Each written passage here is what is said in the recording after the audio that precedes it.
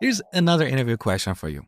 They give you a binary tree, and you should write code to validate this binary tree. You should check to see if this binary tree is a binary search tree. So once again, in a binary search tree, all the values in the left subtree of a node are smaller, and all the values in the right subtree of a node are greater than the node itself. In this example, we have this 21 over here, which is violating this rule, because all the values in the left subtree of 20 should be smaller than 20. Similarly, 4 is violating this rule because all the values in the right subtree of 20 should be greater than 20 itself. And by the way, this rule applies to every node in this tree, not just the main root node. For example, look at this subtree over here. 10 is the root of this subtree. All the values on the left side of 10 should be smaller, and all the values on the right side of 10 should be greater than 10. Now, how can we solve this problem? Well, one way is to use recursion. We start from the top. For every node, we look at its left and right subtrees. If all these values are in the right range, then we move on to the next node. We can use recursion to visit every node in this tree. However, this solution is a little bit costly because if you pay close attention, you will realize that we'll end up visiting the left and right subtrees multiple times. For example, when we visit 20, we have to look at every node in the left subtree and make sure they're smaller than 20. Now, when we visit 10 later on, again, we have to revisit 3, 6, 8, and 21.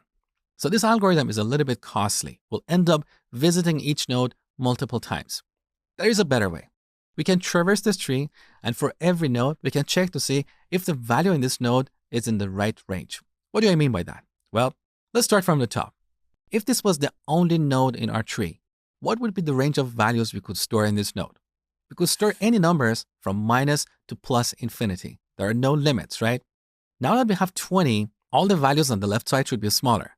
So the range for this node should be minus infinity to 20. And by the way, 20 cannot be included here. So the maximum we can have in this node is 19. Now, what about this node? What is the range of values we can have here? Well, here we can have any values from minus infinity to 10. Once again, 10 is not included, so the maximum value we can have here is 9. Now, what about 21? Because this node is in the right subtree of 10, the minimum value we can have here is 10, or more accurately 11, and the maximum we can have here is 20, or more accurately 19, because this node is in the left subtree of 20. Now, what about this node? Again, the value we store here should be smaller than 6, so the range of values for this node is from minus infinity to 6. What about this node? This node is on the right side of 6 and on the left side of 20. So the range of values we can have here is from 6 to 10, excluding these values. What about this node? Again, the value we store here should be greater than 20, and there is no limit in terms of the maximum value, so the valid range here is from 20 to plus infinity. And finally, this node over here. Because this node is on the left side of 30, the value we store here should be smaller than 30, and because this is on the right side of 20, the value should be greater than 20. So the valid range here is 20 to 30, but here we have 4. So using this algorithm, we are visiting each node only once. So to solve this problem, we need a recursive method. This method should take 3 parameters: the node we're visiting, the minimum value, and the maximum value. We use recursion to recursively traverse the tree and validate the value in each node. Now here's a question for you. What kind of traversal algorithm are we using here?